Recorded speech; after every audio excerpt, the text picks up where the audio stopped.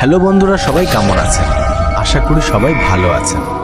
আমার এই গল্পটি যে যেখান থেকে শুনছেন সবাইকে আমার আন্তরিক ভালোবাসা ও অভিনন্দন।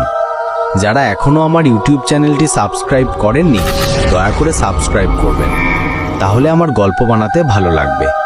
ঠিক আছে, কথা না বাড়িয়ে গল্পের দিকে যাওয়া যাক। ওহ, কি ঝিমঝিম বৃষ্টি পড়ছে।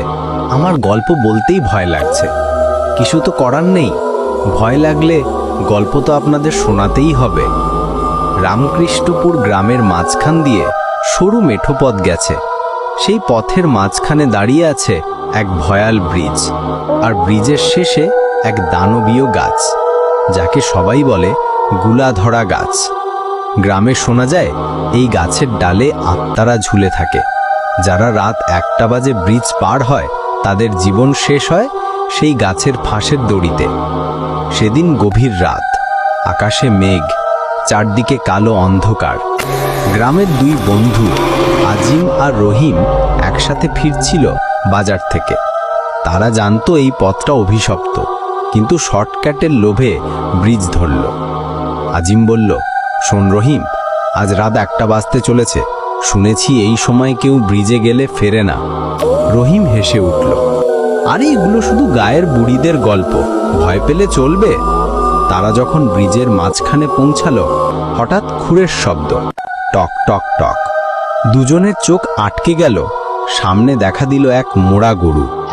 শহীদের চামড়া ছিলে হাড় বেরিয়ে আছে, চোখে আগুনের মতো লাল আলো। গলা থেকে বাজছে ভাঙা ঘণ্টার কর্কশ শব্দ। হঠাৎ চারদিক থেকে উঠে এলো মিউ মিউ শব্দ। মরা বিড়ালগুলো ঘিরে ধরল দুজনকে। কারুর শরীর আধা পড়া, কারোর চোখ নেই, শুধু রক্তাক্ত খালি গর্ত। তারা দাঁত খিচিয়ে ঘুনিয়ে আসতে লাগলো। আজিম কাঁপতে কাঁপতে বলল, রহিম, এর তো সত্যি, এরা জীবিত নয়। দুজন প্রাণপণে দৌড় দিল। ব্রিজ পার হতেই তারা পৌঁছে গেল সেই অভিশপ্ত গাছের সামনে। বিশাল গাছ, ডালগুলো কঙ্কালের হাতের মতো ছড়িয়ে আছে। বাতাস বইতেই গোঙানির মতো শব্দ উঠল। হঠাৎ ডাল থেকে দেখা দিল অগণিত ঝুলন্ত দেহ। গলায় ফাঁস, জিভ বেরিয়ে আছে, চোখ উল্টে আছে। প্রতিটি আত্মা যেন নড়ছে। তাদের ফাঁকা দৃষ্টি আটকে আছে আজিম রহিমের ওপর। একসাথে সব আত্মা ফিসফিস করে উঠল, তোমাদের পালা এসেছে। রহিম দৌড়ে পালাতে চাইল, কিন্তু হঠাৎ পা জড়িয়ে গেল এক অদৃশ্য দড়িতে। মুহূর্তে সে গাছের ডালে টেনে তোলা হলো। তার গলায় ফাঁস পড়ে গেল, চোখ উল্টে গেল।